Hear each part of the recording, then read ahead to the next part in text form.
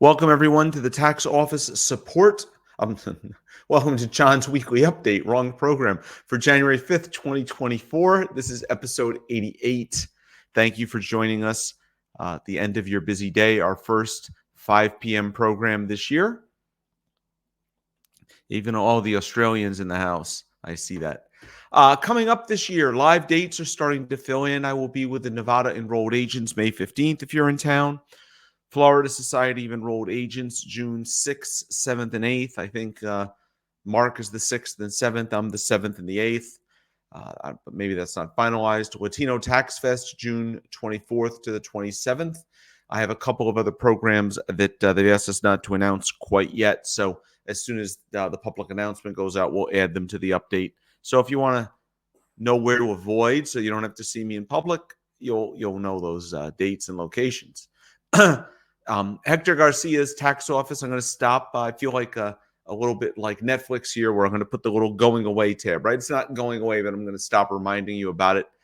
But if you'd like, if you're a subscriber, this is included in your subscription. It's a great introduction to ChatGPT for the first hour, and then talking about how it impacts accounting practices in the second hour. So I think that's a great program.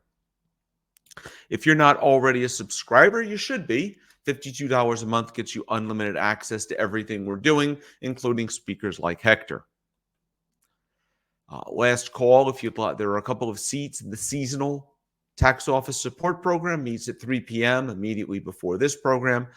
We cover questions on tax software, IRS collection issues, some state issues as they come up from time to time, and some of the larger issues. Today, we talked a lot about electric vehicle credits, and we all learned a few things. Looking ahead, next week, we actually have a number of 50-minute webinars designed to talk about things that you meant to learn in the off-season, but maybe you didn't quite get there. Form 926 has come up quite often. That's with an offshore contribution of capital. You might want to attend that. I have Rita Ryan joining us for that.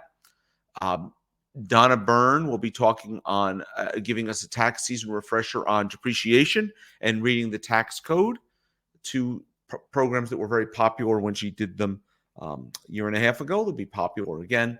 I have Rita again talking to us about standard K1 footnotes. Personally, this move to K1 and K2 was supposed to make the footnotes more uniform, easier to follow. I don't think they have. So I think she's going to give us some insight from a person who both has to use those K1s and who partially creates them. Her firm does have huge clients, and they produce 1,000 K1s for a client. So it'll be interesting to hear what she has to say if that's something you're looking for. Ellie Jones on the basics of research. Catherine Keene joins us for a New York City tax update. If you haven't had an update on New York State issues and need them, please join us with Catherine. It occurred to me that we didn't do anything on Form 7206, the new form this year for reporting self-employed health insurance for Schedule C and 1120S and 1065, folks. So yours truly is going to give you a pen-to-paper overview of that. Rita Ryan returns for a pen-to-paper on Payee, the pay-as-you-earn system. So she's going to show you how to take a foreign earnings statement and apply the Form 1116 foreign tax credit to it. So I think that's a great program. We'll see how these work for us. And again, Form 8858 reporting requirements, we'll be back with that as well. There are several IRS webinars yet to catch before the tax season kicks off. They're going to talk about due diligence on January 10th and sailing through refundable tax credits on June 12th. I don't think they should be one CE. I think they should be longer, but it's great to hear the IRS perspective of these things, and it's free CE. So probably worth checking it out.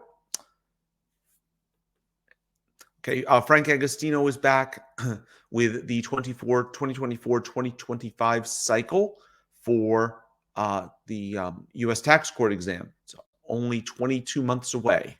So if you'd like to start prepping, the first program is Tuesday evening, 6 p.m. If you join us in Hackensack, you can have some free pizza and networking. Otherwise, you can join online, and you can please register if you would.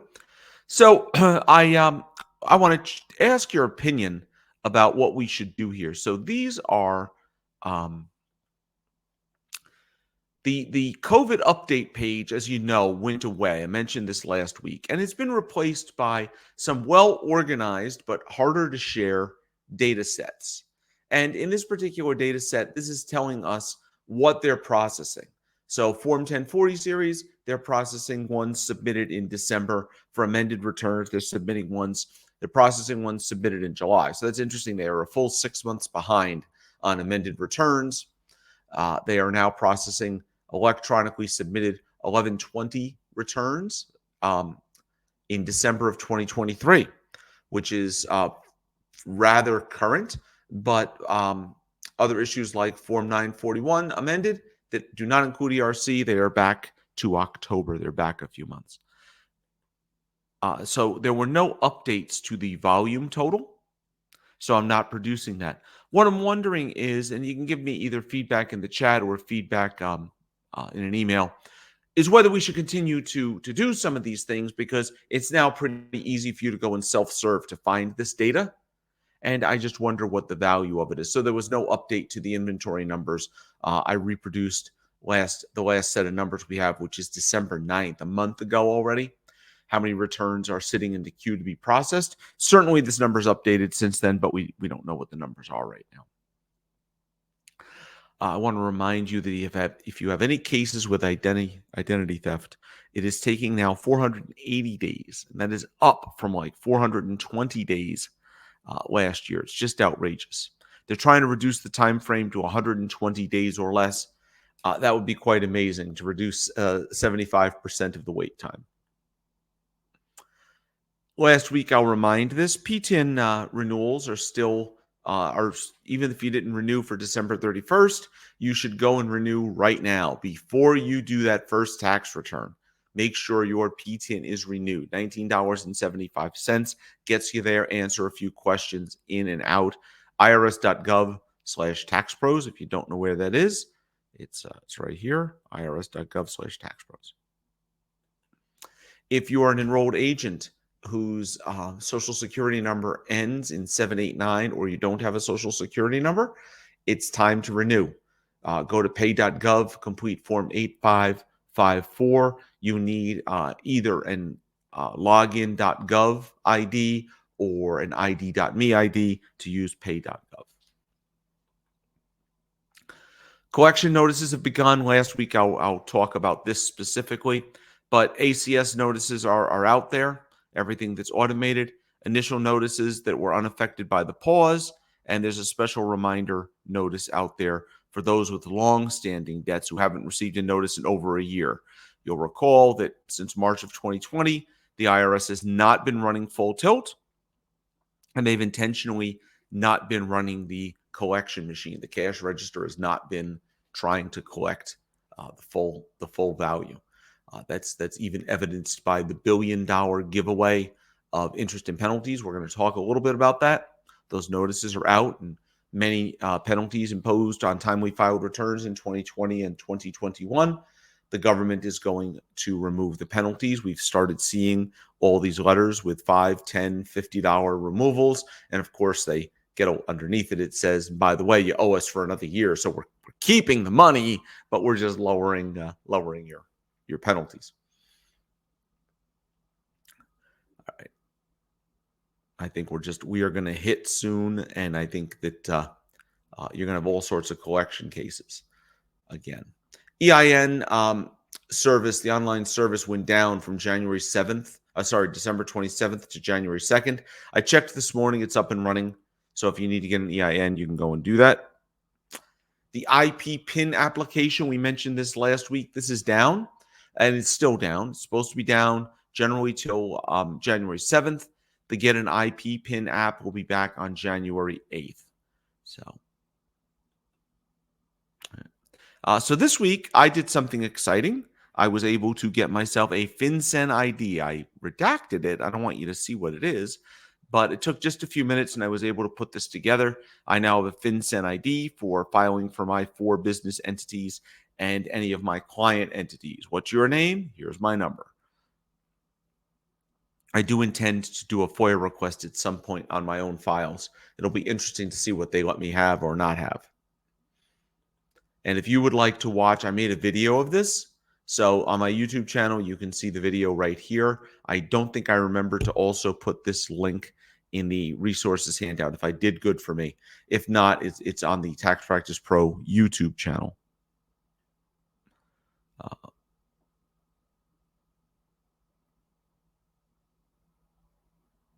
all right.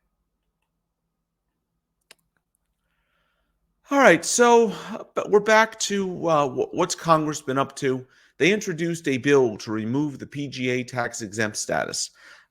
Why they're doing this, I think its primary driver is that Live Golf, which is backed about this by the um, Saudi Arabian um, sovereign wealth fund, uh, is first they were trying to overtake the PGA. Now they're trying to merge with the PGA. Either way, there's this level of upset. So they're saying leagues with over $1 billion in annual gross receipts are going to be ineligible for nonprofit status. That's interesting. The PGA exceeds that. And there's a Senate bill that would exclude sports organizations with over $500 million in assets over the last 3 years. So this could be very interesting um, to see what happens here. U.S. Taiwan double tax treaty vote is a top priority in 2024. It cleared the House Ways and Means Committee by a vote of 40-0. So now it needs to be ratified by Congress. What's interesting here is that we've had this one China policy, right? So China says Taiwan is part of China. Therefore, we treat, as the U.S. government treats Taiwan as part of China. But all of a sudden, China's not our friend, and maybe Taiwan should be. So we are actually going to start recognizing them as a separate sovereign nation. And one of the earlier things we decided to do was create a tax bill. So very interesting how this will go. It's going to pass very quickly. Chile took 13 years. So they're going to pass Taiwan in less than a year. Just shows that we can do what we want to do when we want to do it. All right. Beneficial ownership information. The registry is open. It was open on the 1st. I was quite surprised. I thought with the 90-day deadline that they had proposed, right? We went from initial filings in 2024 for a newly formed entity. Instead of being due in the first 30 days, they said it would be, you could have up to 90 days to file. That seemed to suggest they weren't going to be ready on January 1st, but they were. So many U.S. companies need to report who the beneficial owners of the company are and the policymakers of the company are, who controls them. So are we going to do this? Are we not going to do this? I don't know. But the initial report is done once and it's done. You only need to file if there's an update or a change. So the deadline is January 1st, 2025 for entities formed prior to 2024. Entities formed in 2024 have 90 days to do their registration. So something called IVES, Income Verification Express Service, used by mortgage companies and banks, is going to change. So starting in June, the IRS will only provide an IVES transcripts to mortgage firms for obtaining property mortgages. Okay. All the IVES participants need to reapply to declare that their only purpose is doing property mortgages. So is this, I had sent a copy of this to Roger Nemeth, and he had said, well, I saw this. He said the only thing he can think of is that some of the big banks are hoping that this is going to cut down on how much volume is being used, which will give them faster access to IVES. I don't know. IRS remains dedicated to safeguarding and modernizing their systems. And if you need a transcript for something else, you should get it directly from the taxpayer, is what they're saying. The IRIS system is open, or will be open, on January 10th at 9 o'clock. You'll be able to e-file any 1099 this year. For more information, you can go to the IRS webpage. You can also check the status if the webpage is up or down here. I put both of these on the resources page, so feel free to take a look. And if you need to make any changes, you can. So a couple of criminal cases that came up here. Nevada CPA is going to prison for bribery and tax fraud. So Dustin Lewis paid the U.S. Bureau of the Interior's Bureau of Reclamation. Doesn't come off your tongue very quickly. It's a government agency. So he paid some official a little more than $150,000 in bribes to get assigned the audit contract.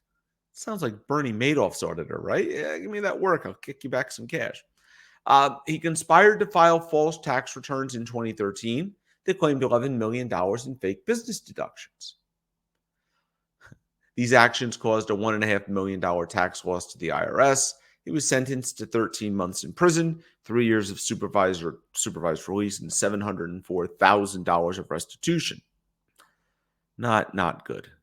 So I want to mention J. Russell George, who is the TIGTA Inspector General, passed away recently, earlier this week.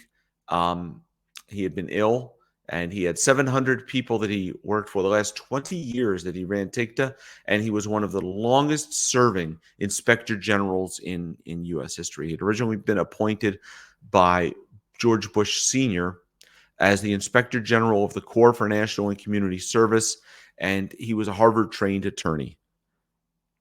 So it didn't say how old he was. Now, this is interesting. President Biden, no politics here, right? Just facts. President Biden ran on a platform of getting $50,000 worth of student loans forgiven from everyone. And if you remember, we started talking about this maybe it was a year and a half ago, 2 years ago.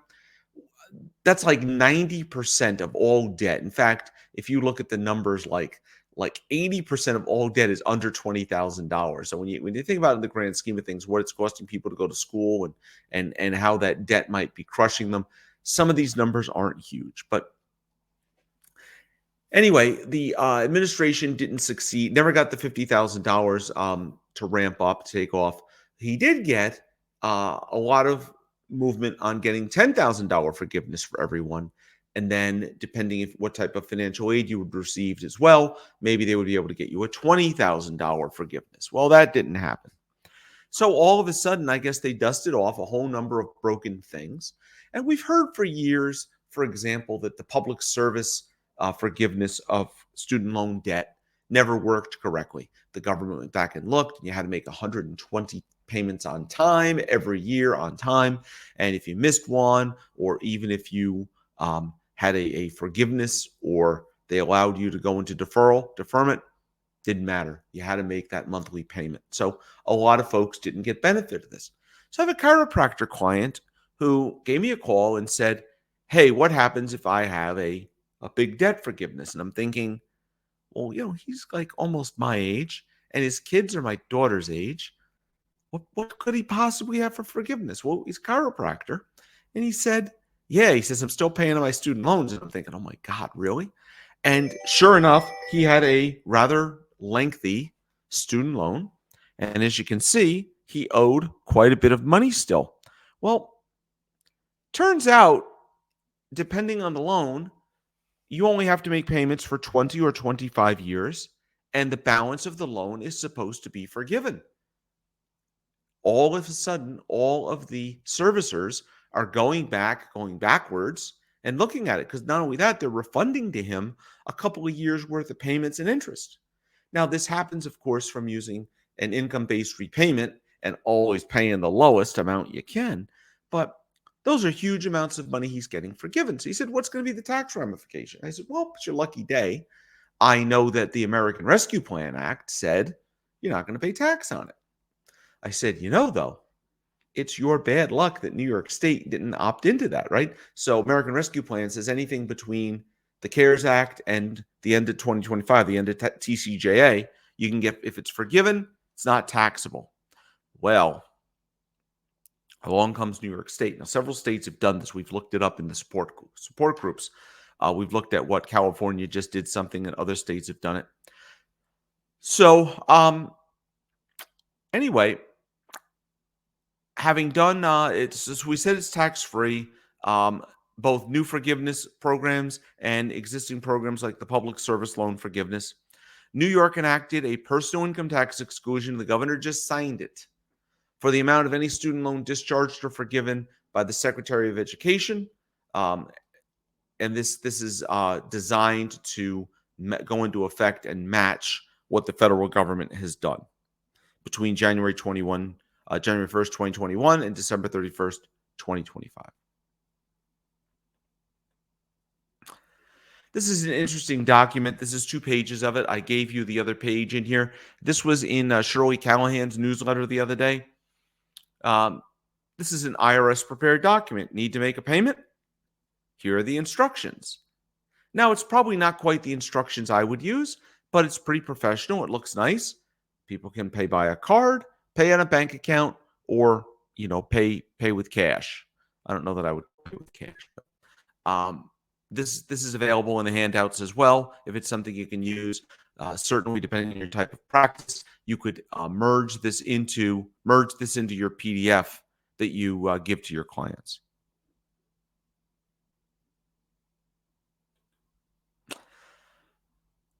So, TIGTA, as you know, one of my favorite things. I didn't dwell on this one, but TIGTA has some safety issues with the IRS underground storage facility, the C site in Missouri. The site stores paper 709, 2848, and 8821. If you look to the left, this is an actual picture from the TIGTA report of how your files are stored. So look at that. So somewhere in here, right? If I filed a form 709, it's somewhere in there. How lovely. Employees and the union complained about health and safety issues, including fallen rocks. This thing is apparently built in a man-made cave complex. So yeah, the whatever secrets they want to save in case of attack include gift tax returns and Form 2848. Take to inspection found unaddressed issues, including unsafe ladders, lack of fire training. Now, the lease on this site expires this year, but of course, there's COVID. We have no plans to move it or what we're going to do. Take to made 18 recommendations in the report. IRS agreed with all of them, and they would like to make them.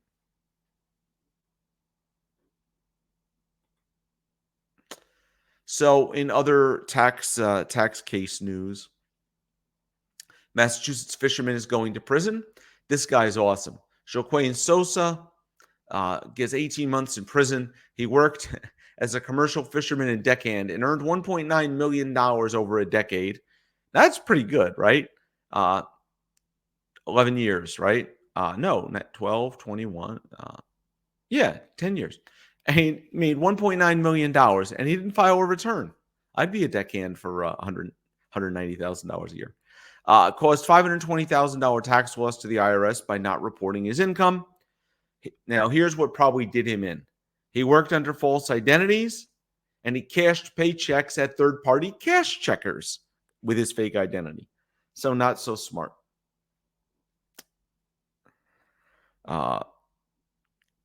Very interesting. Robin is saying that she was here and that thing is in a parking garage, that site we just mentioned. So in addition to prison, he's got 3 years of supervised release, and he has to pay the tax to the IRS. This interesting San Diego guy, same thing, fake identities, straw buyers, straw names and social security numbers for fraudulent loan apps over a 7-year period, fake income, fake pay stubs, fake W-2s. He was really good at this. Got $87,000 in loans. That's not a lot of money. I know I wouldn't want to risk prison for $87,000. They want $40,500 of it back. Now, he ran most of this money through a shell company, used it personally. He also did a couple of fake tax returns to help people get big refunds, including a $376 refund. People just don't think. This is another favorite. Brooklyn hospital dietitian. Watch what she did. She filed a false 2015 amended return and an original 2016 return, claiming hundreds of thousands of dollars in fake withholdings, got a $250,000 refund each year. It took them this long to put her in prison. So when they caught up with her and it showed like $1 million in, the $500,000 she took plus interest plus a fraud penalty. So she owed $1 million, no problem. She wrote a bogus check from a non-existent account, paid off the $1 million, went away. That didn't go over well. She didn't file for the subsequent year after that, despite having a job. Same thing, 3 years for each false return. Now, this one bothers me. Businessman named James Morford sentenced to 15 months in prison for failure to pay employee trust fund taxes and failure to file a return. So 6-year period, he operates a concrete business. He didn't file his federal returns for 2015 through 2020. $355,049.68. Now, Mark has a case that you remember 2 years ago, the guy with the signature stamp, the guy died and the employees kept using the signature stamp. Out of $8 million, he told me today they owe $8 million. A third of that is the shareholder and their family members. And they're not going to prison. They're still in business. Go figure what drives this stuff. Ron Warren, who also has a fake name, had an accounting business, prepared fraudulent e-file returns, collected fees between $500 and $1,500, and got everybody a refund. Well, I guess if I got everybody a refund, I could command a steady set of fees like that. I'm going to close out with a couple of comments on AI. So there's a pending bill that both sides are supporting on AI risk for financial markets. So Senator Warren from Virginia and Senator Kennedy from Louisiana have a bill to address risks in the of AI in the financial markets. The bill requires financial regulators to address the use of AI that could disrupt markets. So they're directing these folks, go in, take a look at what AI could do that's disruptive to you, and let's create a law, let's regulate it. And then, of course, that would put an entire infrastructure in place for reporting. The idea is to establish accountability of how AI is going to be used in financial markets, if at all, and regulators need to develop policies. So this is the federal government saying, let's get started with the policies. So as a fun article, copy of the article is in the resources links. Chief Justice Roberts is urging caution as AI reshapes the legal field. So he does an annual report. So in his year-end report, he talked about the rapid rise of AI application in the law. And as we know, we've covered here a number of ridiculous things that happen. So Roberts is saying lawyers and judges have to ensure technologies augment and not replace human judgment. The courts need to assess potential downsides and the impact on fairness and justice. Legal professionals have to address issues like data quality and potential unfairness from the algorithm. Probably mean bias, but these are things that we've said your business needs to have a written policy. First, if AI is allowed, and second, if it is, when and how, what are our rules? Justice Roberts encouraged bar associations and researchers to study these effects on the practice of law and take action where needed. And to that end, the appeals court for the Fifth Circuit is proposing that lawyers have to certify what, if any, AI they used in their briefs and how. So they would like this rule change that requires the certification. Fifth Circuit. The proposal stems from a concern that unchecked AI use could compromise the accuracy and quality of legal work. It already is. Certification would be that if AI was used, the human checked their work. So if the case it cites is Smith versus Commissioner, A, is there a Smith versus Commissioner, and B, are the points mentioned in the instant case actually what was in the case you're referencing, right? Does it make sense? Public comment is open until January of 2023 if you'd like to comment. Increased AI transparency, they believe, is going to help address bias and errors in systems that systems can introduce. Now, of course, we have the New York Times suing the makers of ChatGPT. They've been very open that they used the New York Times archives to train the model. Well, aside from the fact that, the Times isn't thrilled about this and maybe it's a violation of copyright, another thought here is everything is biased. Even if we try to make it fair and balanced, there's a little bit of bias to it. So are we going to see the uh, Chat GPT think like the editors of the New York Times? Probably not, but they have a point. And that's all I have for today. Thank you for spending some time with me. I promise next week will be a bit meatier episode because Congress is back to work. All right. Everybody have a great weekend. I'll be here working. We've got snow coming. Y'all take care.